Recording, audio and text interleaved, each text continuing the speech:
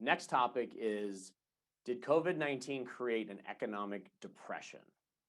And yes, I'm using the D word, depression.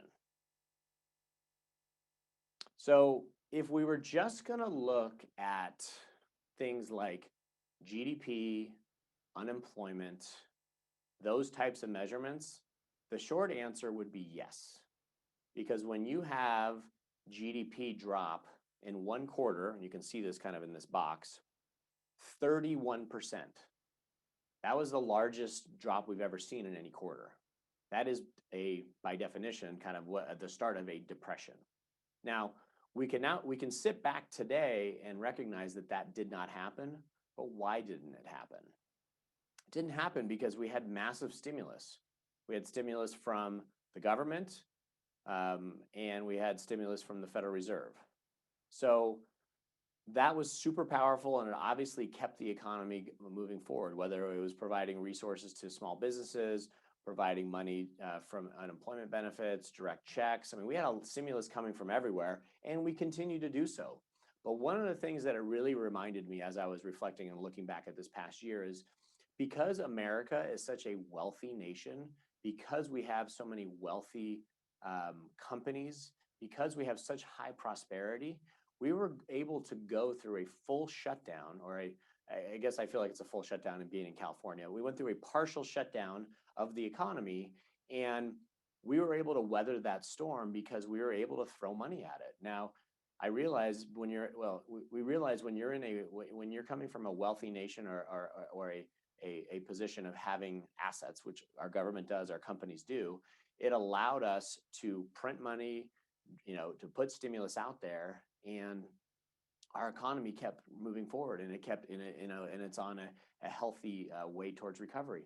But that only happens because of how strong our dollar is. That only happens because of how strong and how wealthy our country is. And so it's a healthy reminder to look. And there's other parts of the world that are doing okay, but there's plenty of parts of the world that aren't doing okay, that couldn't shut things down. And so we feel really fortunate that this idea that had it not been for all the things put in place, that potentially we could have had a depression. And I think it made, whether you agree with the lockdown or not, that's not what I'm trying to debate. It is more that it did happen, and based on that response, we have been able to weather it. We're definitely not out of the woods yet, but we've been able to weather that and move forward. And these are all some of the real staggering numbers. And so this was in February. This was kind of like what happened in February. Look at some of the things that just fell off the cliff, right? So we saw things like, okay, when we start looking at the year-over-year changes, we had things like applications for mortgages, hotel occupancy dropped by 69%. Travel and navigation app usage dropped by 82%. US seated diners dropped 100%. TSA traveler traffic dropped 96%. So massive changes, right? This all looks like a depression, but because we threw so much stimulus at it, we're getting back to some normalcy in a lot of parts of our life. And so that was very refreshing to see that. And one of the things that's pretty fascinating is I get this question a lot. While I am happy with how the economy is starting its recovery, we're still not a full open economy, so it's going to take some time. I get the question a lot, well, why does the market keep going up? Because the economy and individuals are still struggling, right? There's parts of our economy that are not doing well. So what we're looking at here is, on the left-hand side, it shows where all of our GDP comes from, right? Where all the economic activity comes from. I mean, you can see some of the top ones are government, agricultural, miscellaneous services. That's a big one, right? You can see down at the bottom, technology, right? It's not driving a lot of the GDP. And then you look at the middle one. This shows employment.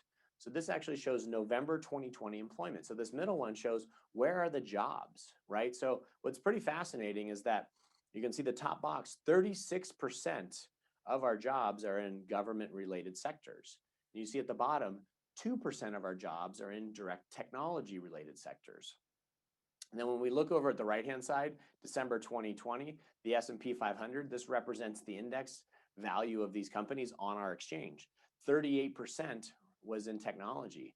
So that's one of the reasons why the markets were able to rebound quite quickly, is because where our economic activity comes from, where our jobs are, is not directly tied to where the industries are in terms of their valuations. And a lot of the tech, especially the tech, area has been thriving because they're able to do so. They're able to create mass scale without a lot of human resources, right? They can use technology to really scale that up. And so when we just kind of finish this thought is, it did create this depression-like environment, but because of the resources we're able to have as a nation, it really curbed that as a whole. I know there's still plenty of pockets of pain, and that's not going away. But from a large scale, when we look at our whole U.S. economy, feel very fortunate about that.